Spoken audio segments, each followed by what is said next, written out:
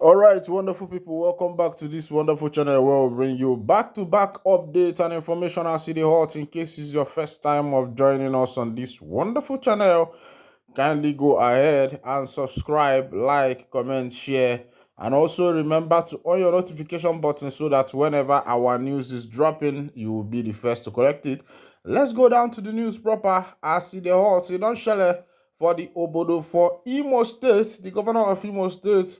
Hope Uzodinma Uzondenjo has declared 72 hours clampdown on all bus Imo commercial buses. So if you dey drive bus Imo for that empire of Imo State, make you just dey careful. No say your governor don declare 72 hours clampdown on bus Imo. But according to him, he said that those ones clamped down have been declared on are the ones that have tinted glass. So if you are driving a commercial bus and your bus have tinted glass, now if you say you don't enter into the hand of the government, as people they bamboos and question, they ask some governor why. He said, it's because he said he explained that the 72-hour clampdown on tinted commercial buses was due to their use in criminal activities such as kidnapping and armed robbery.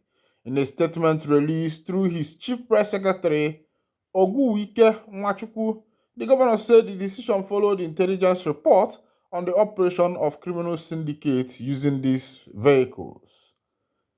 The directive issued on Wednesday night give all commercial bus drivers in the state 72 hours to remove tinted windows or face legal consequences. According to the statement, Governor Hope Uzodinma has approved the clampdown on all tinted vehicles used for commercial activities in the state following reports of their involvement in criminal acts. Most notably, commercial buses with tinted glasses have been linked to crimes such as kidnapping, armed robbery, and hit and run incidents. They to curb the rising crime, Uzodinma directed security agencies to work with designated government officials to enforce the directive. Defaulters will be prosecuted if they fail to comply within the 3-day grace period. All right, 72 hours is 3 days. So if you dey for Owerri, they drive commercial bus. If you dey for Imo State, they drive commercial bus. And na tinted glass now you dey use. Now if you say your name, now if you say you don't enter fire be that too, and they go fry you like crayfish be that. All right. I say make I commend the governor on that one. Because if person do the one way good, we go commend them all. If you do the one way bad, we go still talk about you.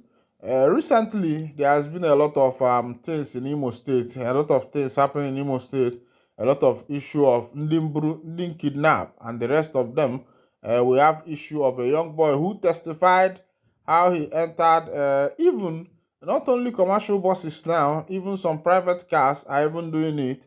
There is a boy that testified how someone wanted to give him work, or these man people.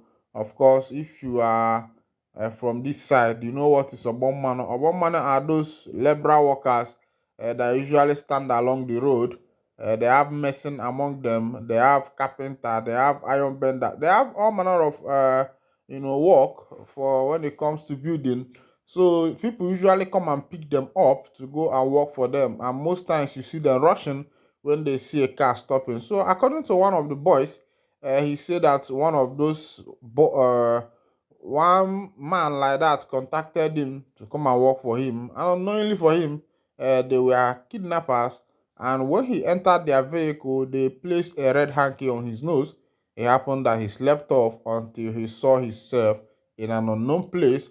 But fortunately for him, one of the kidnappers had mercy on him and found way to release him. And that was how he was able to escape and started telling the story to others.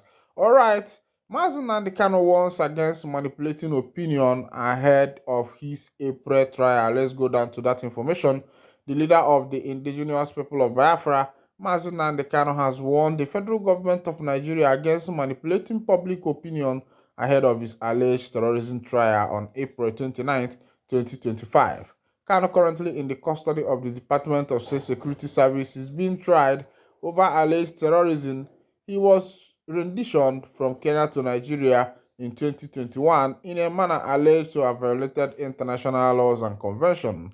Kanu had traveled to Kenya as a British citizen. Kanu's warning was announced via the X of his special counsel, Barrister Aloy Ejimako, which was made available to the Whistler on Thursday. Entitled Update on Nnamdi Kanu's case, Kanu said the alleged detention was the latest effort to deflect attention from global campaigns for his release. Quoting Ejimako, Mazi Nnamdi Kanu met with his legal team to address the Nigerian government's alleged attempt to manipulate public opinion ahead of his trial on April 29, 2025. Onyendu MNK highlighted concerns over deliberate efforts to falsely link the indigenous people of Biafra to fabricate raids in Imo and Anambra, describing these as a state-sponsored tactics to deflect attention from global campaigns for his release. In response, Kanu has instructed his lawyer to formally engage the United States and the European Union to conduct an imperial investigation into the wave of state-sponsored insecurity in southeast Nigeria. We remain committed to truth and justice. Alright, this one is coming from Mazi Nnamdi Kanu's lawyer as his court appearance approaches that is supposed to take place on the month of April 29th, which is this month. And Kanu has warned that the government should not manipulate the public opinion, thereby linking him to some of the linking IPOB to some of the insecurities that have been ravaging the state. Of course, you know that recently there has been a lot of issue of insecurity as regards the state. There has been a lot of buying, there has been a lot of burning of houses, committing arson, and the rest of them. And the government is not making any move to stop this thing anytime soon. The other time, the director of ESS said that everybody should protect themselves. And I was wondering, how can people protect themselves? What arm or ammunition do they have to be able to protect themselves? And I'm still worried about that.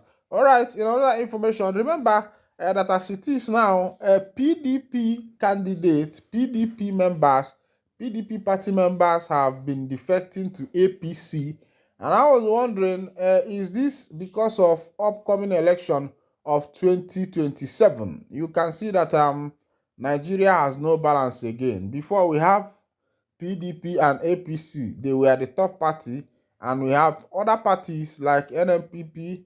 We have the Labour Party, which came up recently. We have other parties like the Action Congress and the rest of them. But as it is, PDP, who happens to be one of the bourgeois when it comes to the Nigeria political sphere, all of them are now defecting to APC. You can see that this country is not the country you can bank on, because everybody is fighting for their pocket. If all the PDP members would have the mind to leave their party, a party they pledged allegiance to, a party they pledged allegiance to uphold its manifesto, and as it is now, all of them have defected. They are now moving to APC. Even the president recently, gave order that the defection should pause. There should be pause on the defection because it's looking as if that APC has now taken over Nigeria. All the states, all the 36 states, each and every one of them are defecting to APC. Even those who entered into office with PDP ticket or entered into office with another party's ticket, all of them are now defecting to become the members of APC. But we know that man no be God, man no be God, man no be God. We have seen Chukwu Kabiama, we have seen God Almighty reason most times for the cases that concerns Nigeria, and as it is, since these people have decided to treat this nation and its citizens this way, thereby having no one to defend them, because if everybody defects to APC, it means that the nation have nobody to defend them now. It is now a one-party nation. It is more like we are in a communist government. It is more or so that we are in a communist government. The government is no more democratic. The government is now communism. All right, this is where I'll be winding down the curtain. And if this is your first time of joining us, kindly carry your hand and click on the subscription button, like, share, and comment. Thank you for listening. God bless you.